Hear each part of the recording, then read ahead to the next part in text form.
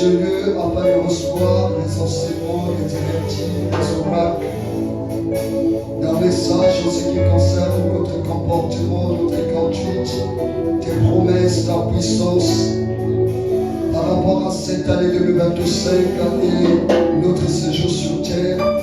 Nous voici en ce dernier jour de la grande clôture de notre jeûne et prière.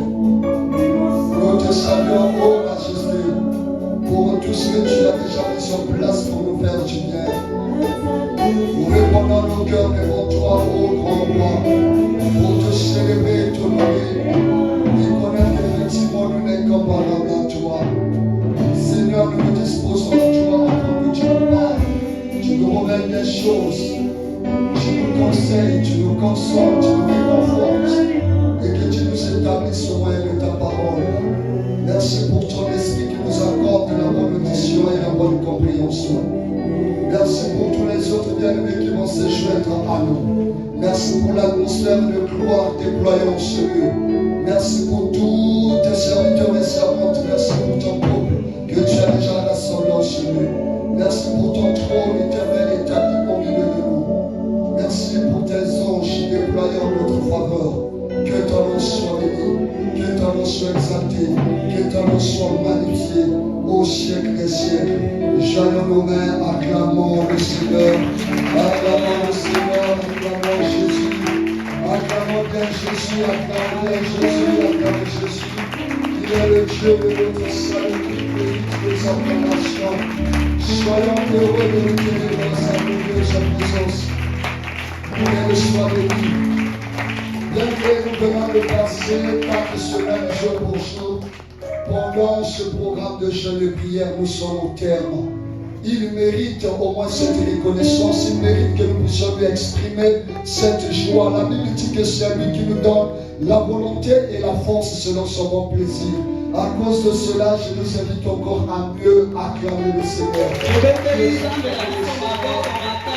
Acclamons le Seigneur, acclamons Jésus. Acclamons Jésus, que Jésus soit loué, que Jésus soit glorifié, Seigneur, que Jésus soit béni. Amen. Ok, nous savons ce qu'il nous faut faire, prendre notre Bible et puis nous redresser pour la lecture.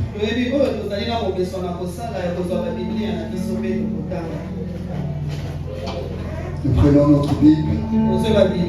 Si la santé ne fait pas défaut, on se tient debout.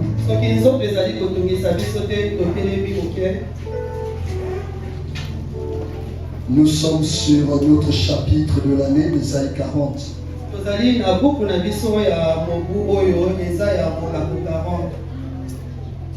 Nous allons prendre à partir du verset 25 jusqu'au verset 31.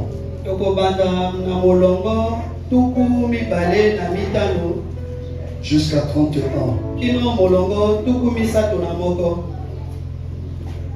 Ésaïe 40, 25 à 31. Nous lisons au nom du Seigneur Jésus. Pour les gens qui fouillent encore, Ésaïe, c'est après Psaume, Proverbe, Ecclésiaste, Cantique, et puis c'est Ésaïe. J'espère qu'on s'est retrouvé pour ceux qui fouillent encore. Pour ceux qui ont des téléphones, c'est pas compliqué que ça. Donc nous lisons au nom du Seigneur Jésus-Christ. À qui me comparerez-vous pour que je lui ressemble? Dit le Saint. Levez vos yeux en haut et regardez. Qui a créé ces choses? Qui fait marcher en ordre leur armée? Il les appelle toutes par leur nom, par son grand pouvoir et par sa force puissante. Il n'en est pas une qui fasse défaut. Pourquoi dis-tu Jacob? Pourquoi dis-tu Israël? Ma destinée est cachée devant l'Éternel, mon droit passe inaperçu devant mon Dieu. Ne le sais-tu pas? Ne l'as-tu pas appris? C'est le Dieu d'éternité, l'Éternel qui a créé les extrémités de la terre. Il ne se fatigue point, il ne se lasse point. On ne peut sonder son intelligence. Il donne de la force à celui qui est fatigué et il augmente la vigueur de celui qui tombe en défaillance. Les adolescents se fatiguent et se lassent, et les jeunes hommes chancellent. Mais ceux qui se confient en l'Éternel renouvellent leur force. Ils prennent leur vol comme les aigles. Ils courent et ne se lassent point. Ils marchent et ne se fatiguent point. Parole du Seigneur. Amen. On s'assoit, on libère un peu les mains et on acclame prophétiquement la parole de Dieu. Acclamons prophétiquement la parole de Dieu. Acclamons prophétiquement la parole de Dieu. Même si tu ne connais pas encore le contexte, acclame prophétiquement la parole. Même si tu n'as pas encore compris, acclame prophétiquement la parole de Dieu. Amen. Je vous salue tous dans le nom de Jésus. Grande est ma joie de nous retrouver encore ce matin. Après des jours chargés, empêchés de se voir ici, Dieu a permis que nous puissions faire violence de nous retrouver en ce lieu. Venir même le dimanche à l'église, ce n'est toujours pas facile. Parce que parfois le poids de la semaine nous réclame. Mais parce qu'on aime Dieu, on se dit je dois me forcer. Amen. Non? Alléluia. Amen. Ok, bienvenue dans le Seigneur. Aujourd'hui, nous clôturons notre programme de jeûne. Depuis le 6 janvier, nous étions en programme. Tous les jours, sinon 7 jours sur 7, on devait se retrouver ici. Du lundi au samedi, les après-midi, et puis dimanche, la matinée.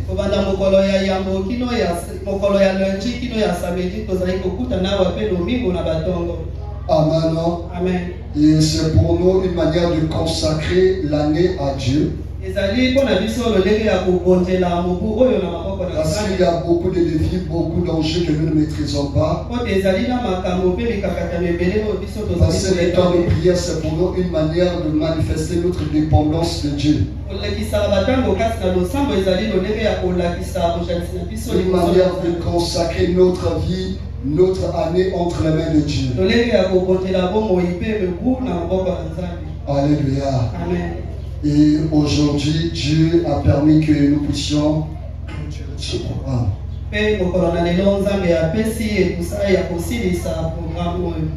Tous les jours où nous étions ici, on a reçu pas mal d'enseignements.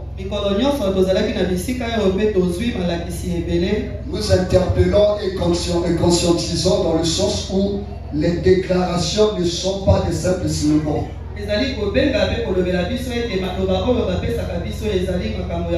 La parole de Dieu n'est pas juste une parole de motivation. Les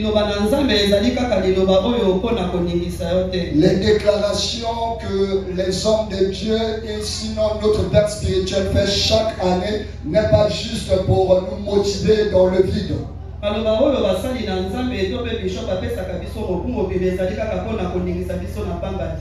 Mais c'est une parole qui a une portée prophétique qui exige notre attitude, notre consécration pour vivre pleinement son accomplissement. Raison pour laquelle nous nous enseignons, nous nous exhortons afin de prendre conscience de la responsabilité qui est la nôtre. Parce que dans tout ce que Dieu permet, tout ce que Dieu promet plutôt, il implique l'homme dans son accomplissement. Alléluia. Amen. Et nous sommes sur ce texte. Ésaïe chapitre 40. En début du programme, j'avais souligné ceci. Le livre d'Ésaïe est réparti en 2 blocs. Le premier bloc, c'est du 1er au 39e verset.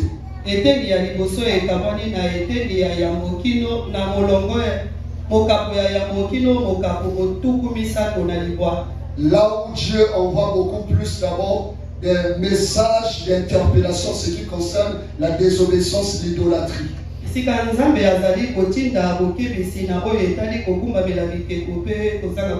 Il interpelle son peuple afin de le ramener à la raison. Constatons que le peuple endurcit son cœur. Dieu annonce le jugement qui doit arriver. Pensons dans un premier temps que le peuple va avoir peur et puis revenir à la raison. Le peuple s'est enfoncé le plus belle dans la désobéissance. C'est alors que Dieu va confirmer leur déportation. Et à partir du chapitre 40 jusqu'à la fin, ce qui constitue le deuxième bloc, c'est beaucoup plus le message de la restauration. La première restauration dans le sens où Dieu va ramener Israël dans son pays promis.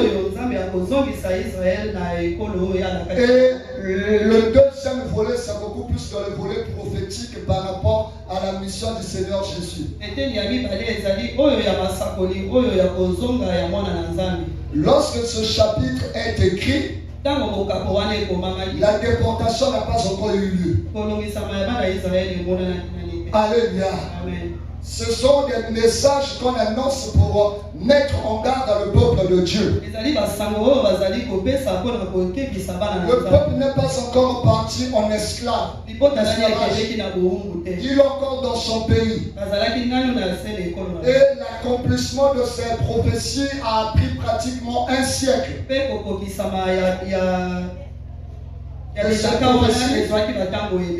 Alléluia. Amen.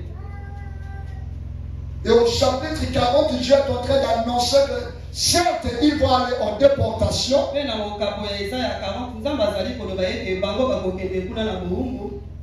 il va les ramener. Alléluia. Amen.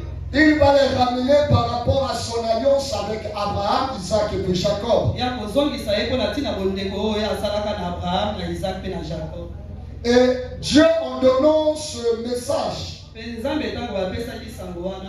on va se rendre compte que dans ce chapitre, il y a pratiquement 3 parties. Du premier jusqu'au 11e verset, Dieu est en train de confirmer, que Dieu est en train de promettre le salut, la restauration. Les premiers versets de ce chapitre, Dieu promet la restauration. Dieu promet le salut. Du verset 12 au verset 17.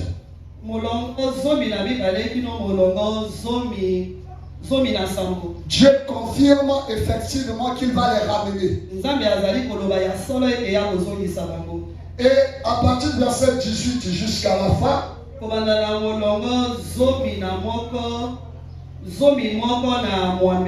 jusqu'à la fin, Dieu est en train de démontrer par sa puissance qu'effectivement il va les ramener.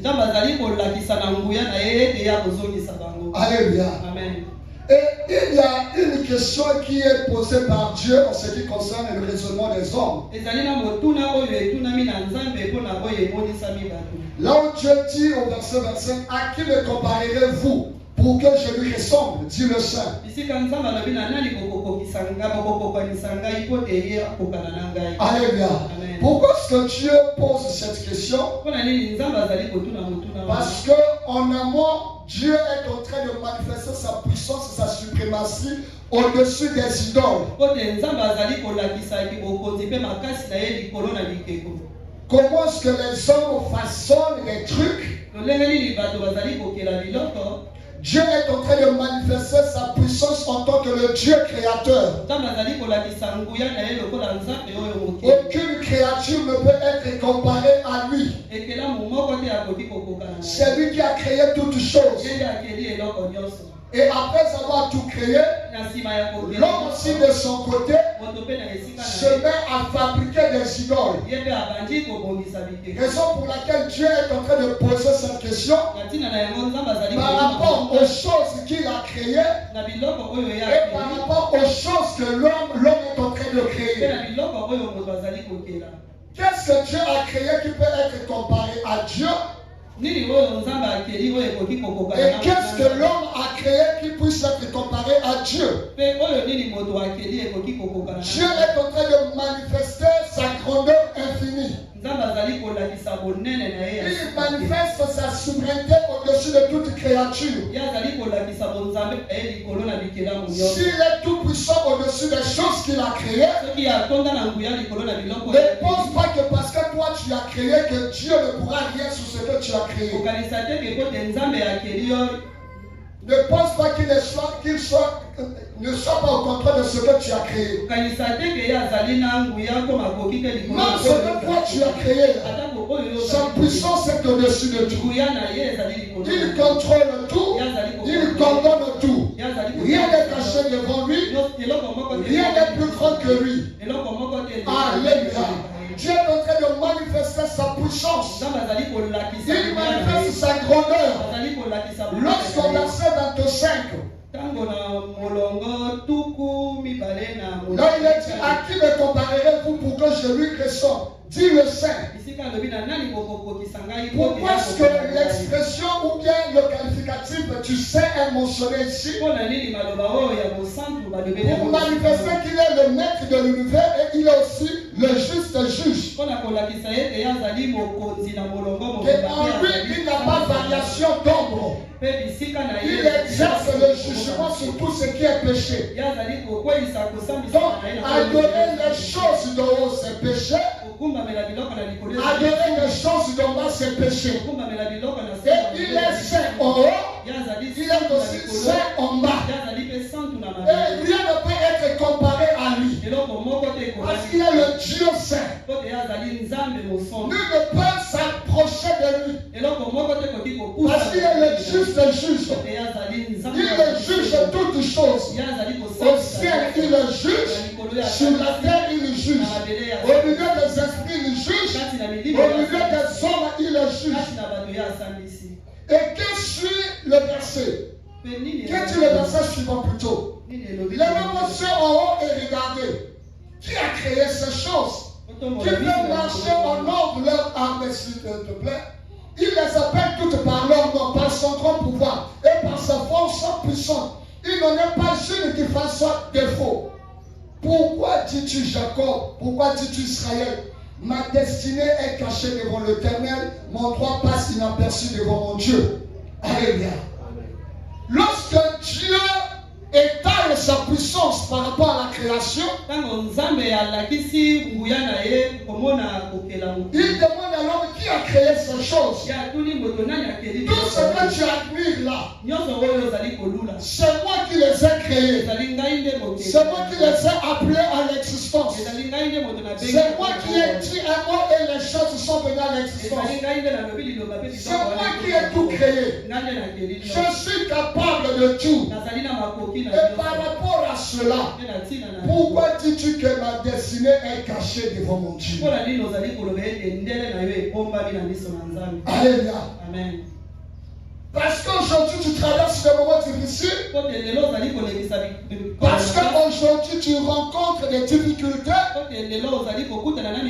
Parce qu'aujourd'hui les portes te sont fermées. Parce qu'aujourd'hui tes attentes semblent vaines. Ton espérance semble trompeuse. Tu penses que ta destinée est cachée devant Dieu. Bien-aimé dans le Seigneur, ta destinée n'est pas cachée devant l'Éternel. Et ton droit ne passe pas inaperçu. Il est le Dieu capable de tout. Je veux tout simplement dire, quel que soit ce que tu rencontres, souviens-toi que c'est moi qui ai tout créé. À partir du meilleur, j'ai tout créé. Donc, quelles que soient les conditions que tu traverses, quelles que soient les réalités que tu vis, je suis capable de changer le cours de ta vie. Je suis capable de t'apporter le repos.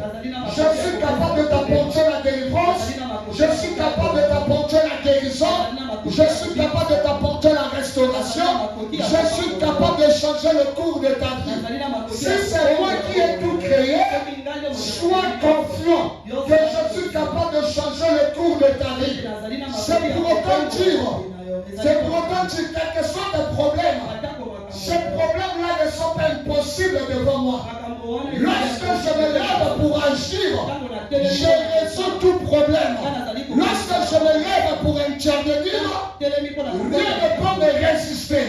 Je suis capable de tout. Ta destinée n'est pas cachée devant moi. Tout comme ce matin, j'aimerais dire à quelqu'un, ta destinée n'est pas cachée devant Dieu. Ta destinée n'est pas cachée devant Dieu. Tout est à nu devant Dieu. Dieu connaît les profondeurs de ta vie. Dieu sait de quoi tu es formé. Dieu, c'est lui qui a conçu ton séjour sur terre. C'est lui qui a conçu le projet de paiement de malheur sur toi. C'est lui qui est l'artisan de ta destinée. Ta vie n'est pas cachée devant l'Éternel. Oui, c'est vrai, tu traverses des moments difficiles. Oui, c'est vrai, tu as des douleurs. Oui, c'est vrai, tu as le chagrin. Oui, c'est vrai, l'accomplissement tarde. Mais sache une chose, ta vie n'est pas cachée devant Dieu. Ton droit n'est pas caché devant Dieu.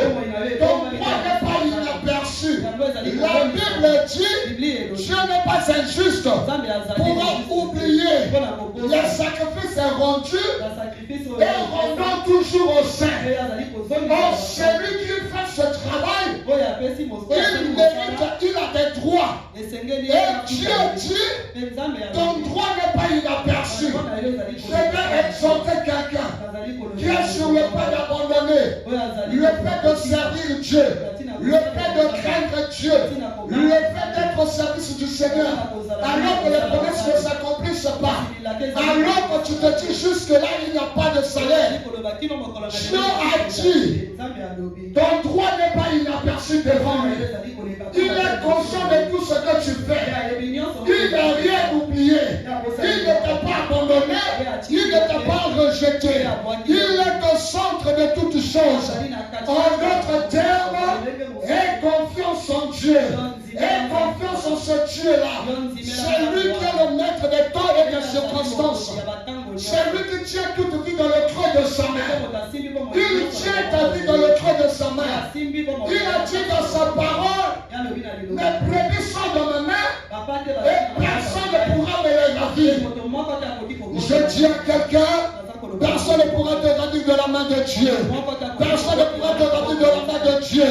Personne ne pourra te ravir de la main de Dieu. Aucun sorcier, aucun démon, aucun charlatan, aucune puissance infernale. Personne ne pourra te ravir de la main de Dieu. Tu es gravé indéléblement dans le creux de sa main. C'est lui qui est ton protecteur. C'est lui qui est ta forteresse. C'est lui qui est ton bunker. C'est lui qui est ton lieu de refuge. Il veille sur toi en tout temps, en tout lieu. Pendant que tu dors, il veille sur toi. Pendant qu'on complote contre toi, il est au courant de tout. Il contrôle toutes choses. C'est lui qui fixe des limites à tout ce qui doit arriver. Raison pour laquelle il dira aucune tentation ne peut vous arriver qui ne soit humaine. Mais à chaque tentation, il nous donne la force de la surmonter. Parce que c'est lui qui fixe des limites. Et par rapport à cela, on peut se référer de l'histoire de Jean. Il permet à Satan, mais tout en lui fixant des limites. Parce que le diable, quelle que soit sa dimension d'être diable, il ne pourra jamais aller au-delà des limites que Dieu lui a données. Alléluia. Ta destinée n'est pas cachée devant le Diable. Les yeux de Dieu sont sur toi. Il a dit d'ailleurs dans sa parole, celui qui a créé l'œil, ne verrait-il pas? Celui qui a fait l'oreille, n'entendrait-il pas? Il voit tout, il entend tout, il est au courant de tout. Alléluia. Amen. Pourquoi dis-tu Jacob? Pourquoi dis-tu Israël, ma destinée cachée devant l'Éternel?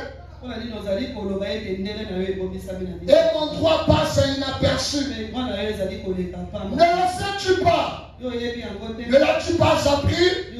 C'est le Dieu d'éternité. L'Éternel qui a créé les extrémités de la terre. Il ne se fatigue point. Il ne se lasse point.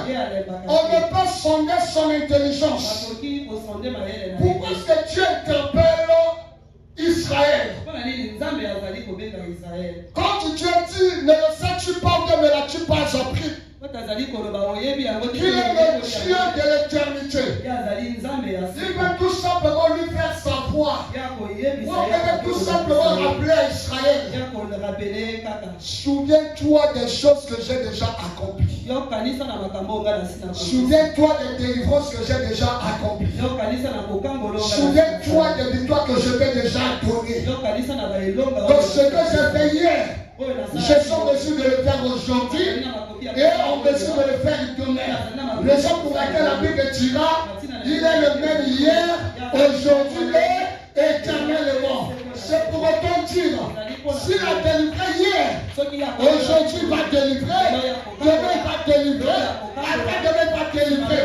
S'il t'a délivré dans le combat, quel que soit le combat, il te délivrera toujours.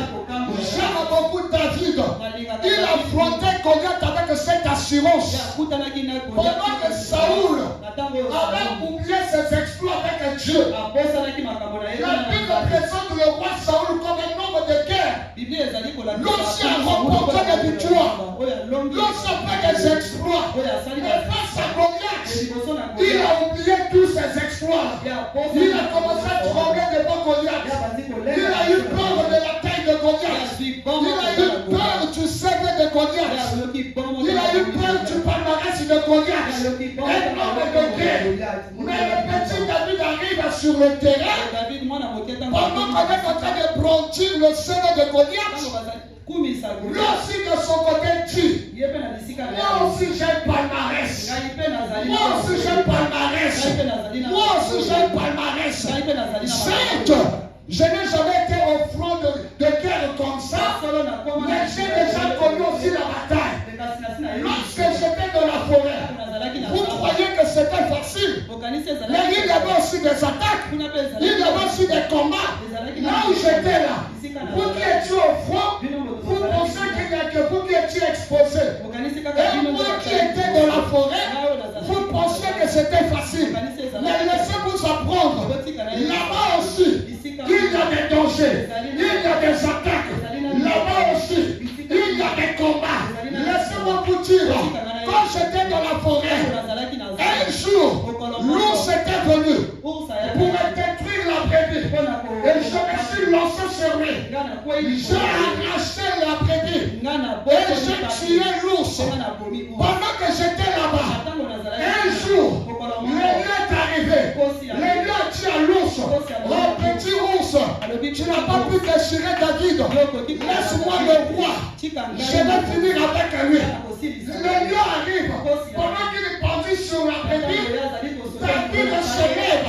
Lorsqu'il saute sur le lion, il arrache la brebis et il déchire le lion. Et les acolytes de Saoul étaient dans la stupéfaction. Qu'est-ce que je veux dire par là? Bien-aimé dans le Seigneur, pendant que les gens pourront te voir et te minimiser, ils ne savent pas ce que Dieu fait avec toi en coulisses. Je dis à quelqu'un, toi aussi tu as un témoignage. Tu as déjà goûté à ce Dieu. Même si tu n'étais pas tenu devant les hommes, pour témoigner la main de Dieu, mais en coulisses, tu as déjà expérimenté ce Dieu. Tu as déjà goûté à sa puissance. Tu as déjà goûté à son amour.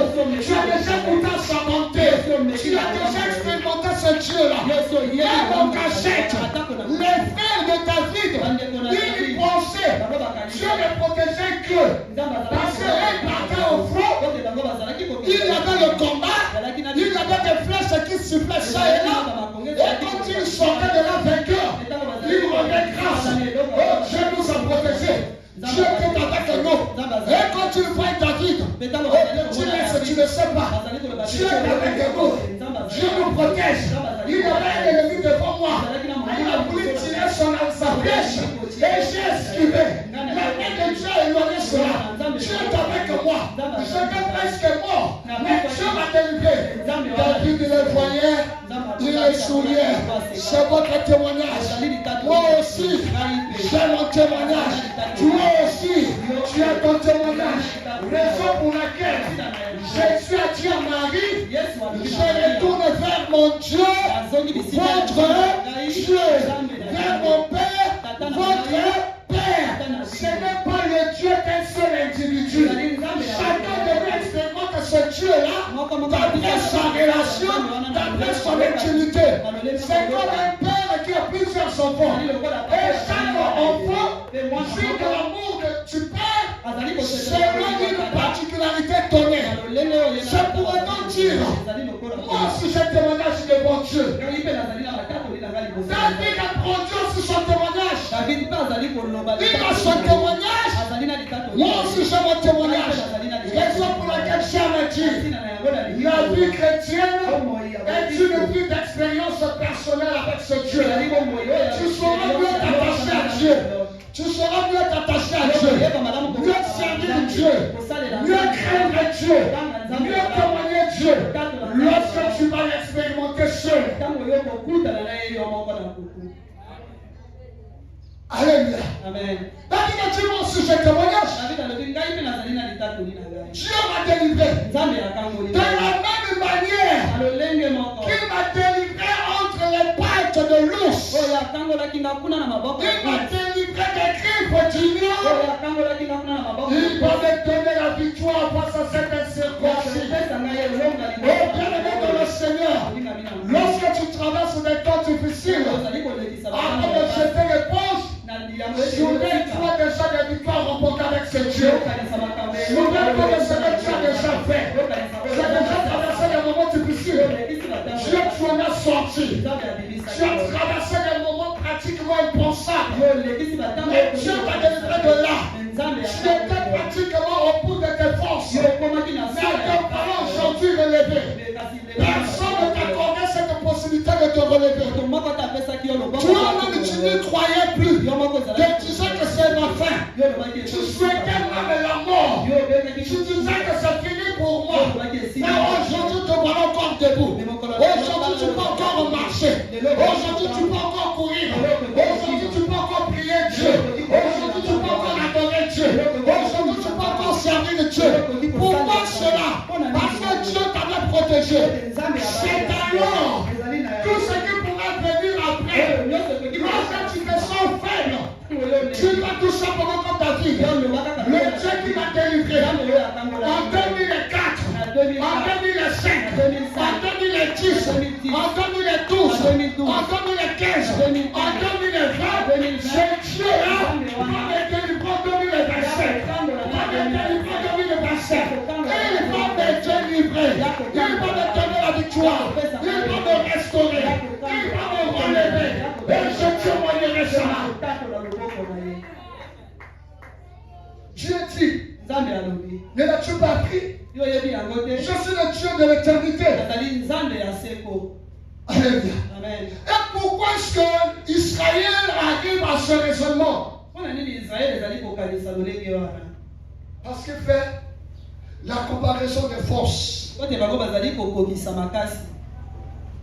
entre Babylone et lui. Dieu va nous délivrer. Pendant que nous étions debout, nous étions chez nous, en position de force. Il ne nous a pas délivrés. Non, il ne nous a pas protégés. Il a laissé qu'on nous batte. Il a laissé qu'on domine sur nous. Il a laissé que nous soyons emmenés en esclavage. Il ne nous a pas protégés.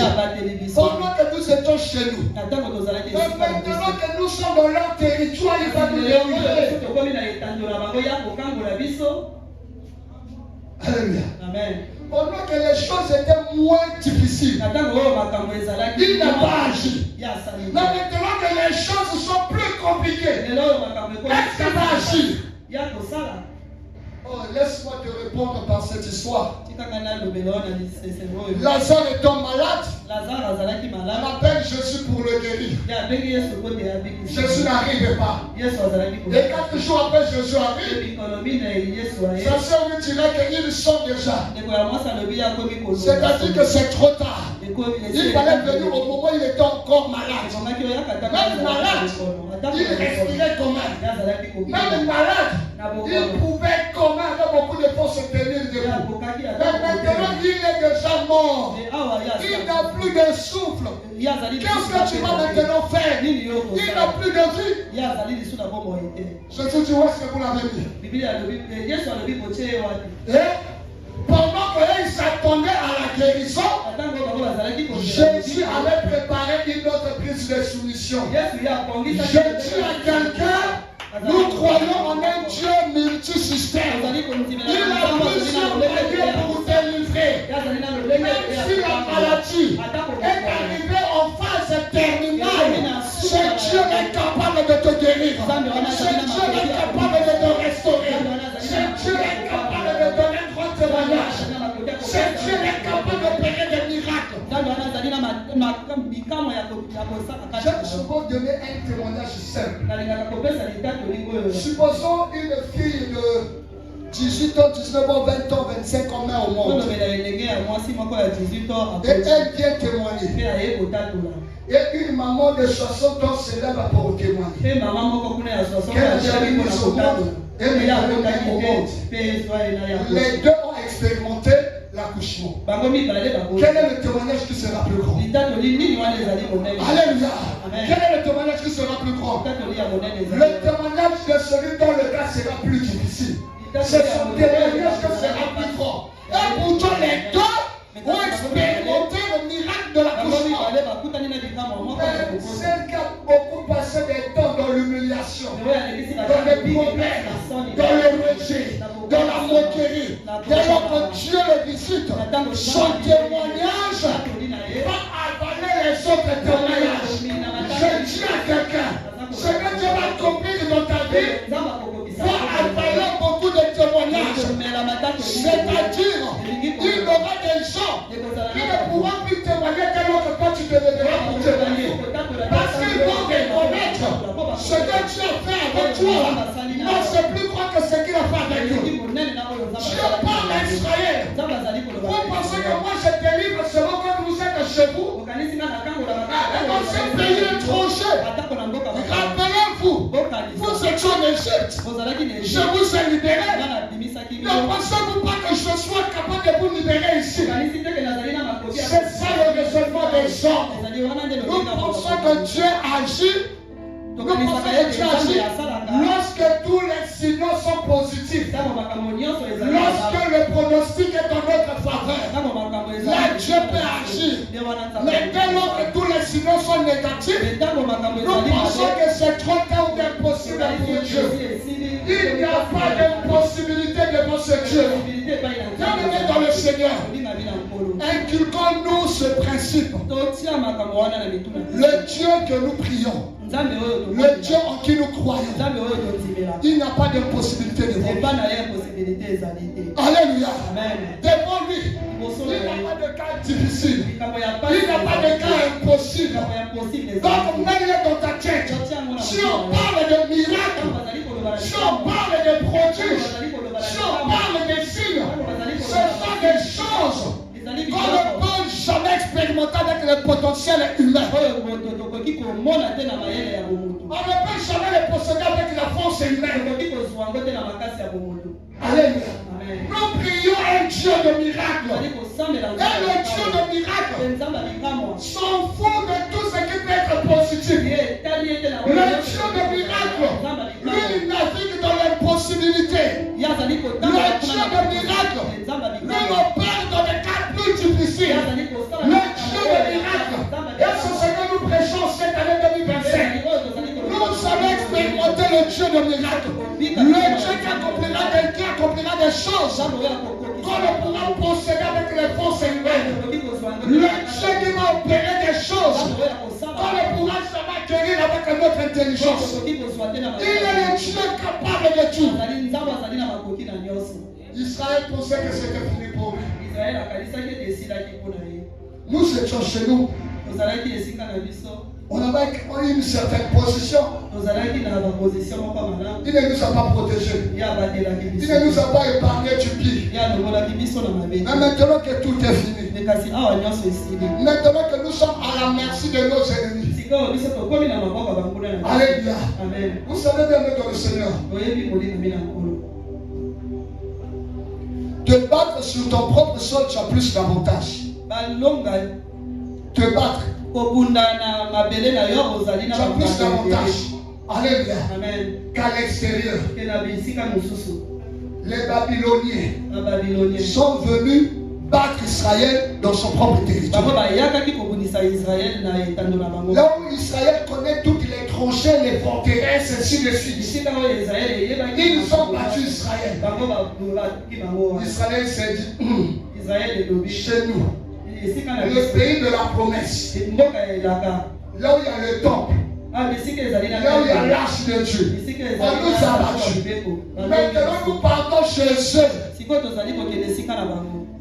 Alléluia. Amen. Maintenant qu'ils nous emmènent chez eux, mais comment est-ce que nous allons sortir? C'est ça le raisonnement humain. Est-ce que je peux parler? Amen. Est-ce que je peux choquer la foi de quelqu'un?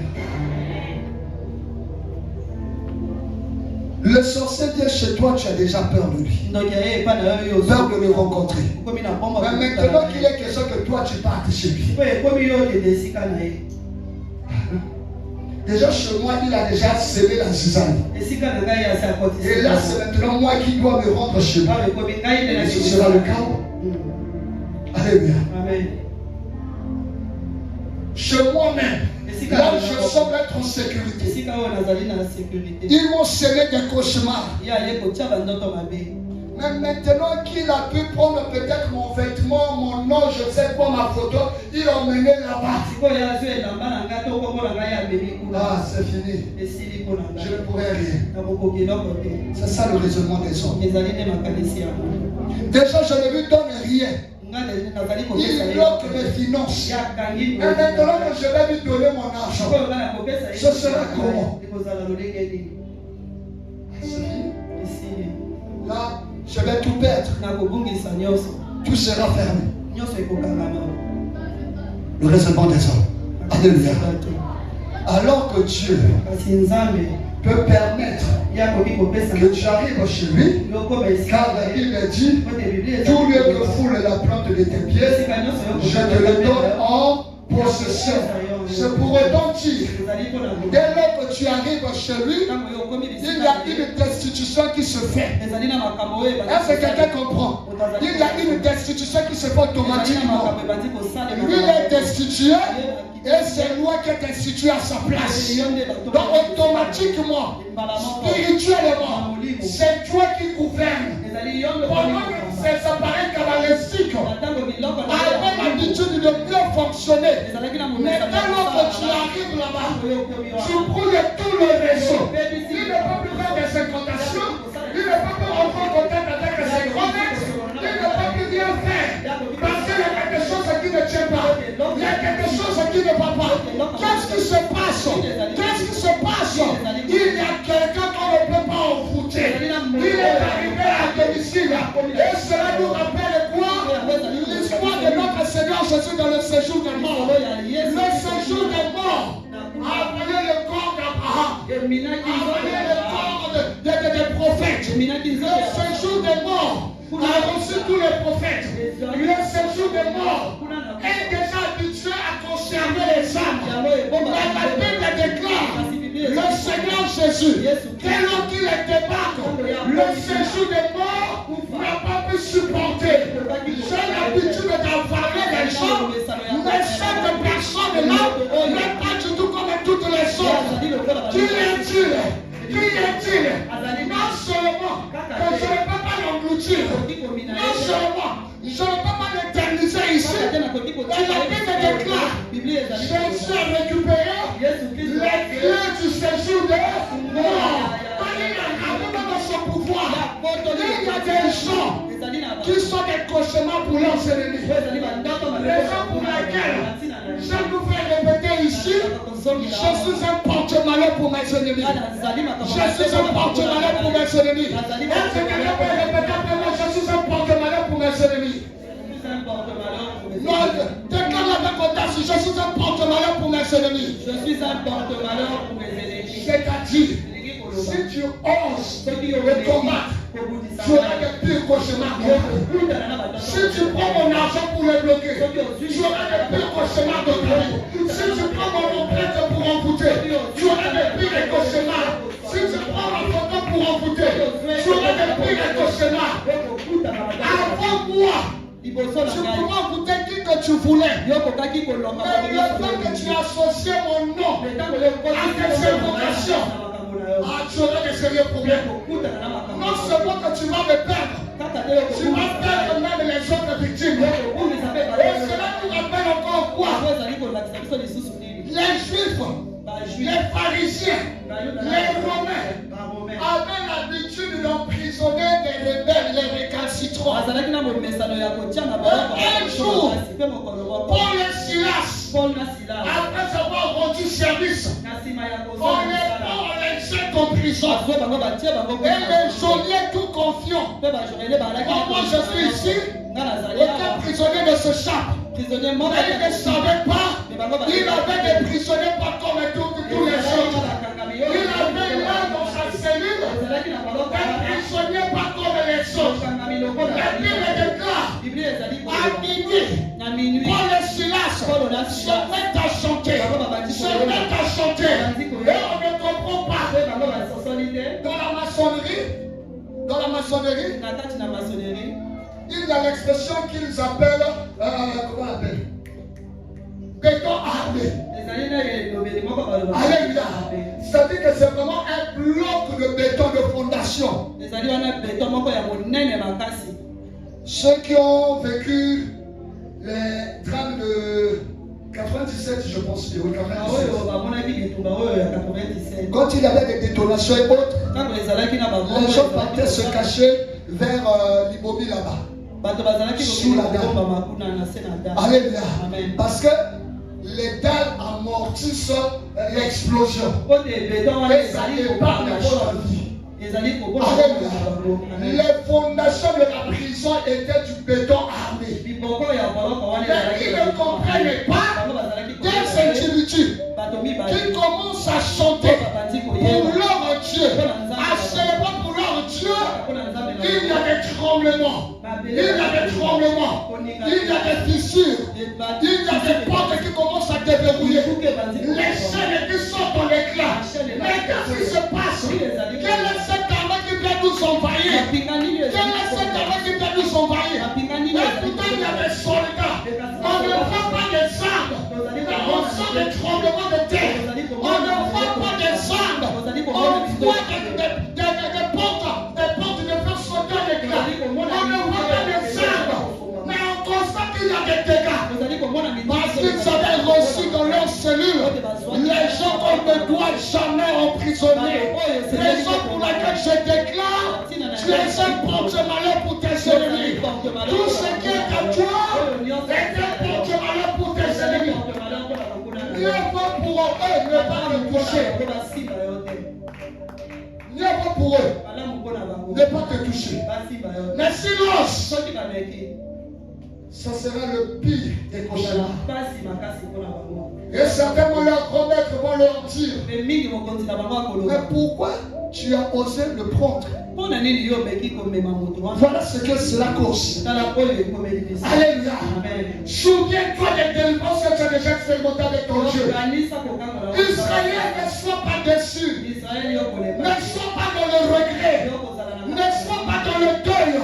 Tu as déjà vécu ce Dieu-là. Tu as déjà expérimenté ce Dieu-là. Il est capable de te délivrer. Même au fond des eaux. Même dans les structures sataniques. Même dans la forêt. Même dans le cimetière. Même dans les loges. Il est capable de te délivrer. Même son nom et ton nom. En Inde. Je ne sais pas, Nigeria. Au Bénin. Le Dieu est capable de te délivrer. Il est capable de Dieu.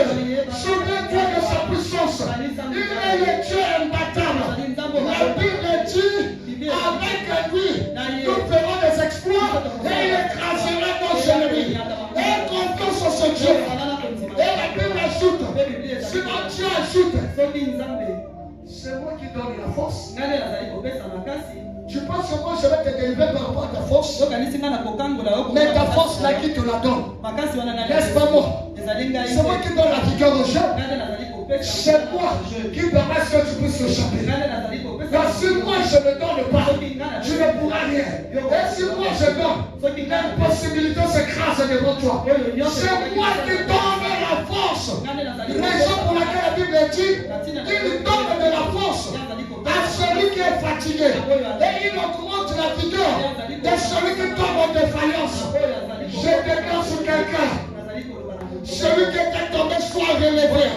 Celui qui était désespéré retrouve la force. Celui qui était abattu retrouve le courage.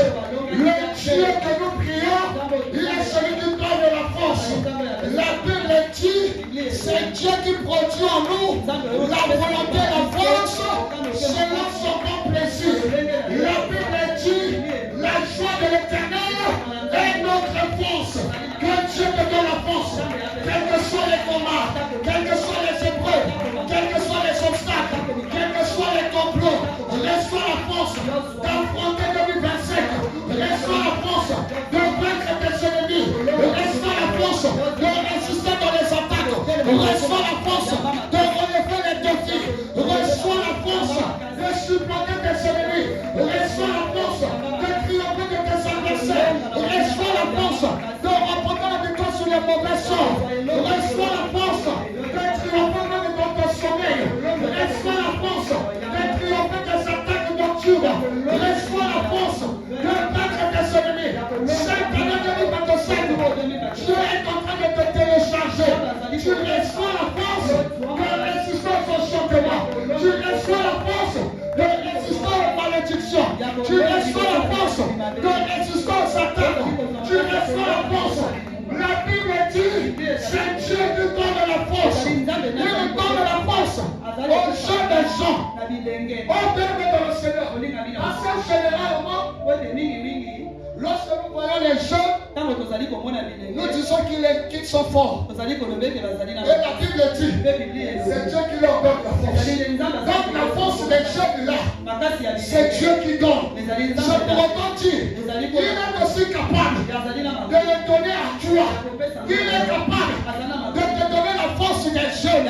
Il est capable de te donner la force des jeunes. Pendant que je parle ainsi, cela me ramène dans l'histoire de Samson. Les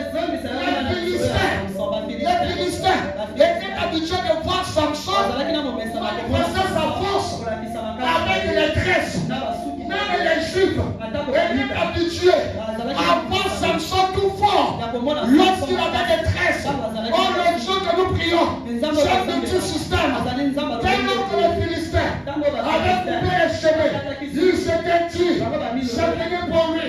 Nous l'avons eu. Célébrons notre roi. Célébrons notre Dieu.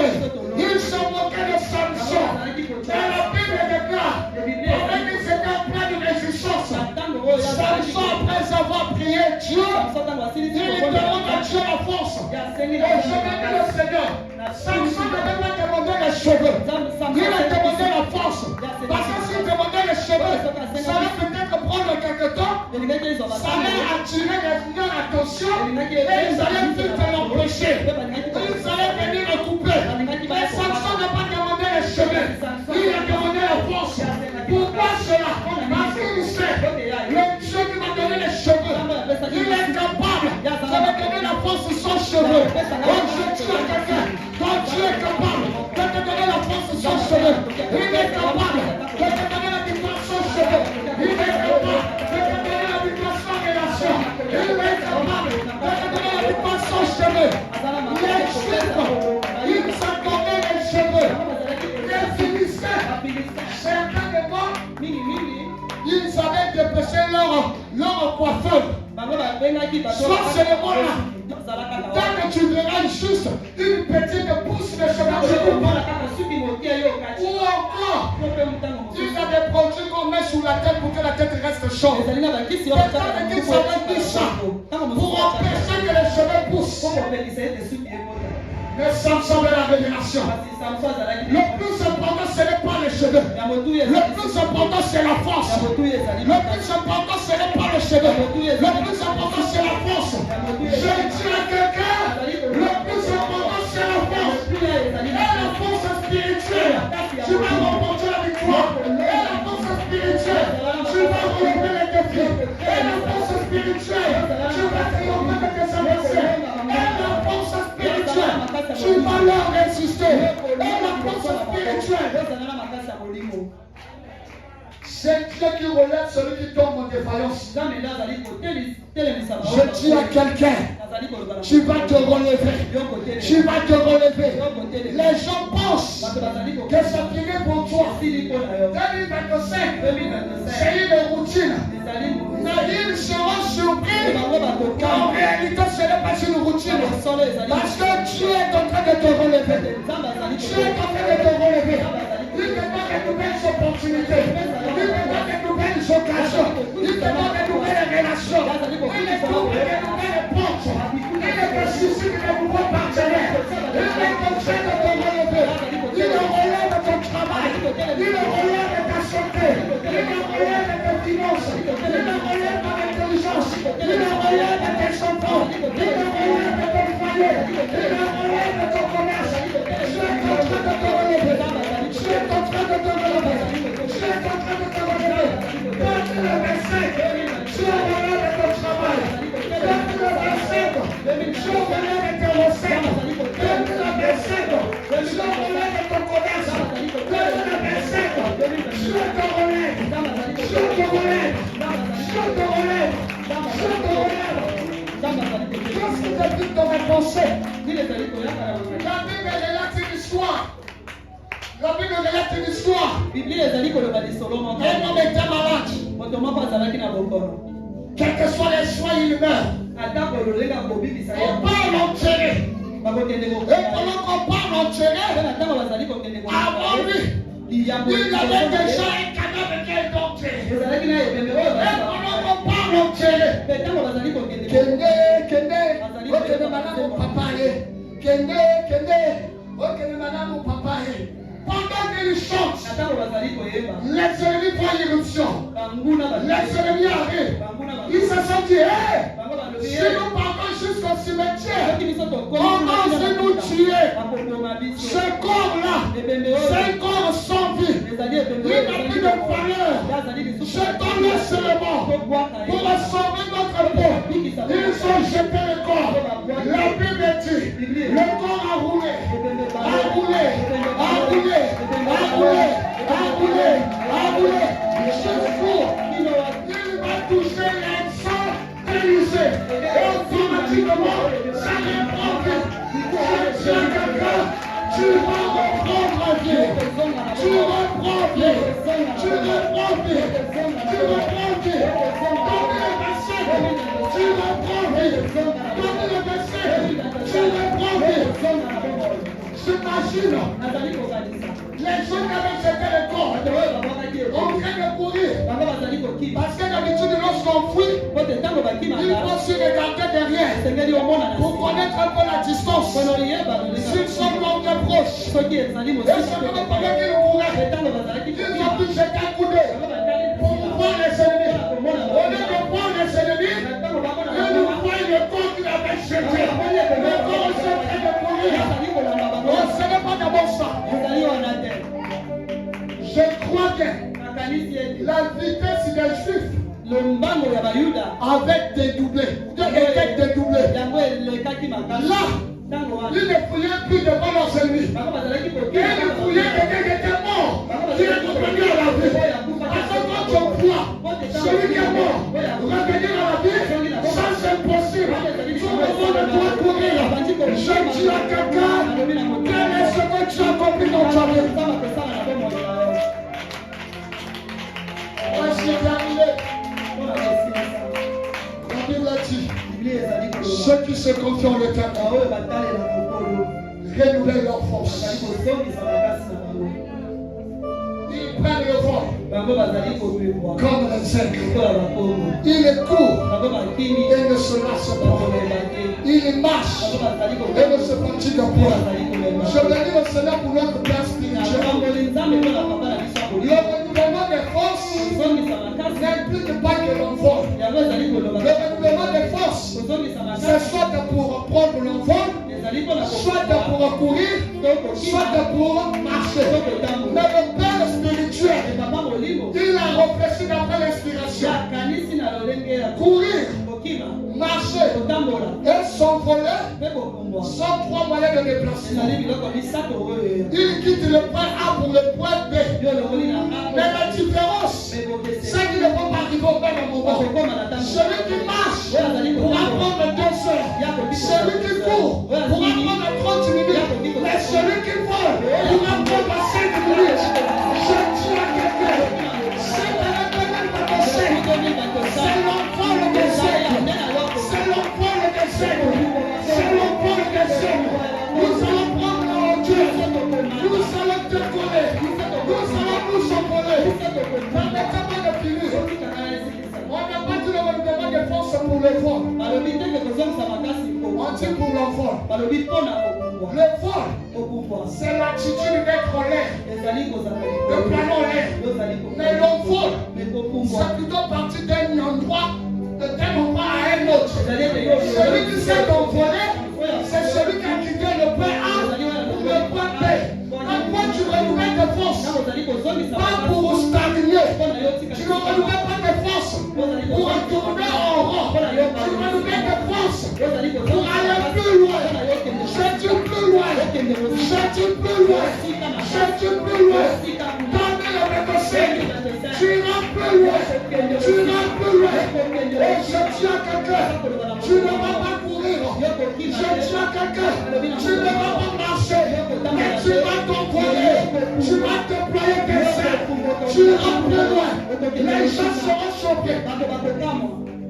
On a commencé 2025 ensemble. On a commencé le travail ensemble. On a commencé le commerce ensemble. On a commencé avec le même chiffre. Mais comment se fait-il qu'il soit déjà là? Certainement, il a adhéré. La Bible dit, nous sommes les membres de la maison de Dieu. Toi, tu n'as pas besoin d'adhérer aux loges. Adhérer aux loges, c'est de ridiculiser. Adhérer aux loges, c'est de ramener plus bas. Adhérer à la foi chrétienne, ça allait plus loin. Le temps de ce matin, c'est l'envol des aigles. C'est l'envol des aigles.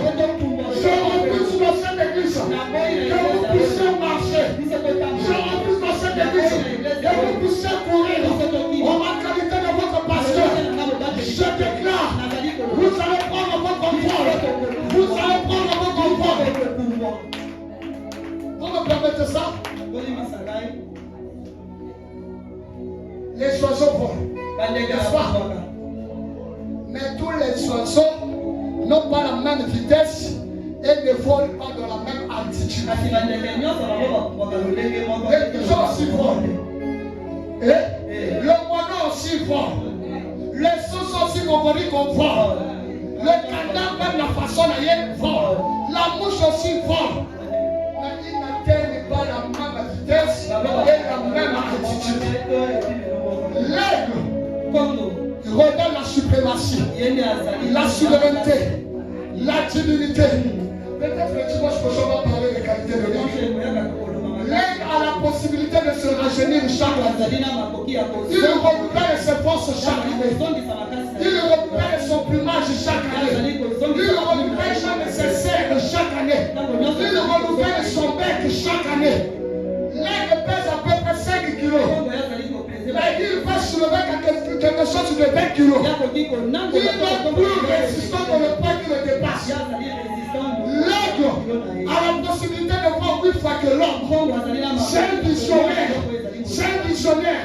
Et parmi les 4, face sur les 4 vieillards, les 4 êtres vivants, on parle d'un être vivant qui avait la face C'est le symbole de la divinité, le symbole de l'éternité, le symbole de l'immortalité, le symbole de la suprématie.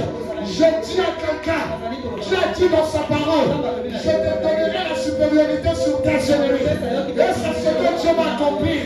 Celui qui va se venger du côté de tes ennemis, tu domineras sur lui. Tu vas planer sur tes ennemis en intelligence, en force, en inspiration, en innovation, par la capacité, par la richesse. Tu vas avoir de la suprématie sur eux. Que Dieu vous bénisse. Que Dieu vous bénisse. Que Dieu vous bénisse. 2025, ça pour expérimenter les choses de Dieu.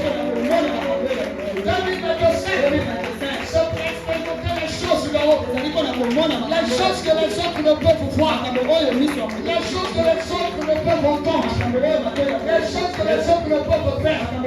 C'est ce que toi, tu es appelé à faire. Et 2025, ton bilan soit excellent. Je répète encore. Que 2025, ton bilan soit excellent. Je le répète encore. 2025, que ton bilan soit excellent. Et laisse-moi commencer à bénir le Seigneur. Bénis le Seigneur dans ta vie.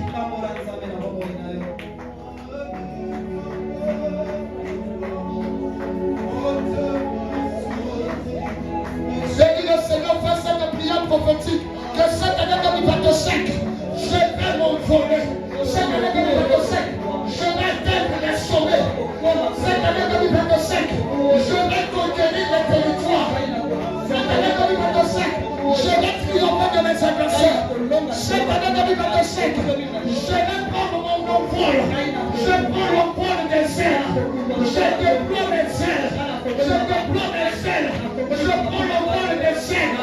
Je plane au-dessus de mes adversaires. Je plane au-dessus de mes ennemis. Je vais plus loin. Je deviens plus intelligent que mes ennemis. Je deviens plus sage que mes ennemis. Je deviens plus puissant que mes ennemis. Je deviens plus fort que mes ennemis. Fais cette déclaration sur toi. Fais cette déclaration sur toi. L'envol des aigles. L'envol des aigles. L'envol des aigles. L'envol des aigles. L'envol des aigles. L'envol des aigles. Tu vas réaliser des choses impensables. Tu vas réaliser des choses inimaginables. Tu vas conquérir des marchés. Tu vas gagner la confiance des grands. Tu vas accéder à la cour des grands. Les portes de l'éthique vont fermer. S'ouvriront devant toi.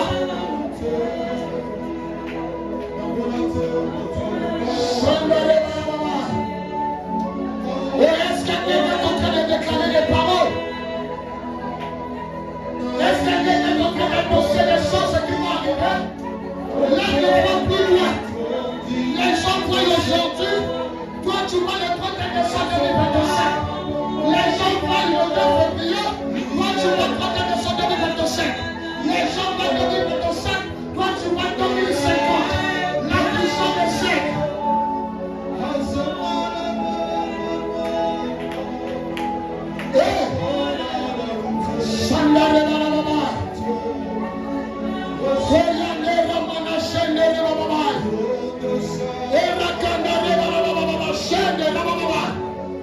Tu ne seras la proie de personne. Tu ne seras victime de personne.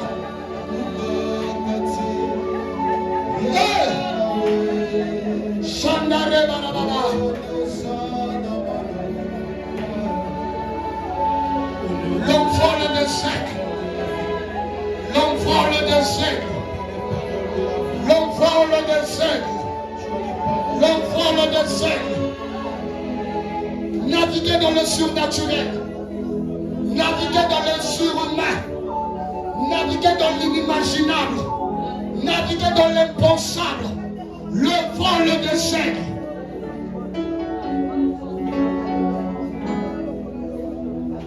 Oh Père, merci.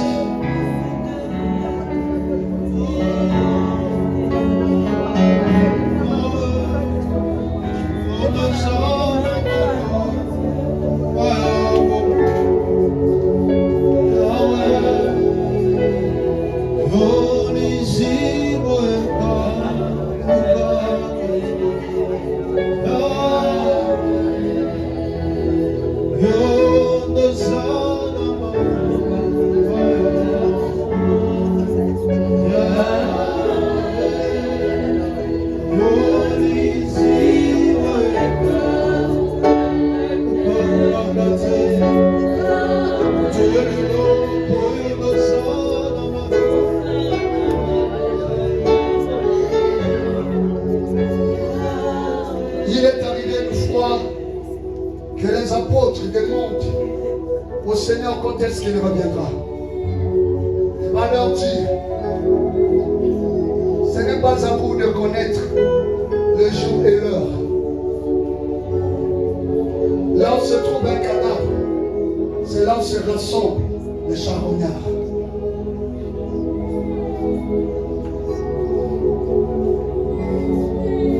Les charognards ont la possibilité de détecter l'odeur, de sentir l'odeur d'un cadavre plus loin.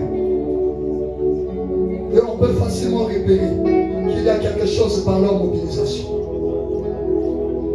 Et le Seigneur a donné sa vie. Il a laissé couler son précieux sang. Disons que le sang qui coule, c'est ma vie que j'offre en sacrifice. Il a dit pour avoir la vie éternelle, vous devez manger ma chair et boire le sang. D'après la loi juive, c'est une abomination. On ne pouvait pas boire le sang et manger la chair. Si vous ouvrez une parenthèse, le sang est un liquide lourd. Le liquide lourd, on ne le boit pas, on le prend. C'est le liquide léger qu'on boit. L'eau, on le boit. Mais le yaourt, on le boit pas, on le prend. La boisson, on le prend. Le sang, c'est un liquide lourd. Mais Jésus a dit, vous devez faire ça parce que d'après la loi, il ne fallait pas prendre le sang. Mais Jésus a dit, vous devez boire le sang. Que ce qui était interdit, désormais, je le rends officiel. Et la Bible dit, la vie de l'homme, c'est dans le sang. En prenant le sang de Jésus, c'est sa vie qui coule en nous. Raison pour laquelle Paul dira, si je vis, ce n'est plus moi qui vis, c'est Christ qui vit en moi. Et chaque fois que nous sommes appelés à le faire, nous sommes en train de rappeler la mort et la résurrection de Jésus.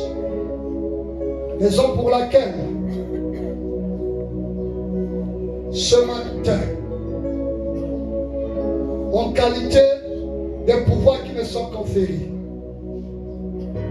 je présente ce plateau de pain qui représente le corps de notre Seigneur, afin que dans le nom de Jésus-Christ de Nazareth, que ce ne soit plus le pain fabriqué dans une boulangerie, mais que ce soit la chair de notre Seigneur que nous allons prendre. Afin que dans le nom de Jésus-Christ, tous ceux qui sont malades reçoivent la guérison. Ceux qui sont tourmentés par les esprits reçoivent la délivrance. Tous ceux qui sont combattus quelque part remportent la victoire dans le puissant nom de Jésus-Christ de Nazareth.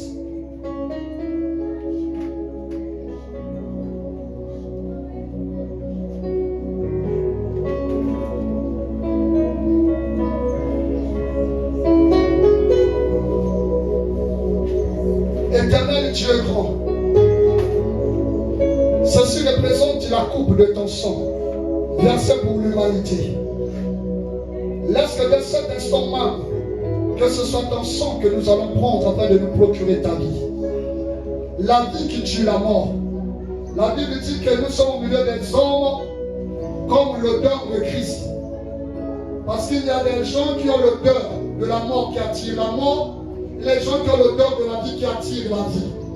Que ton sang soit notre vie qui va attirer la vie. Et que tous les paramètres de notre vie qui étaient morts retrouvent la vie dans le puissant nom de Jésus-Christ.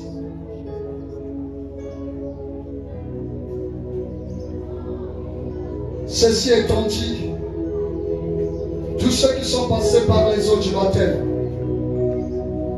plongés carrément dans l'eau, de la tête jusqu'aux pieds, pourront s'approcher d'après l'ordre du protocole. J'inviterai en premier d'abord les serviteurs et servantes, et puis tout le monde passera à la table du Seigneur. Quand tu prendras, tu regagnes ta place et tu te mets en prière. Que le nom du Seigneur soit glorifié.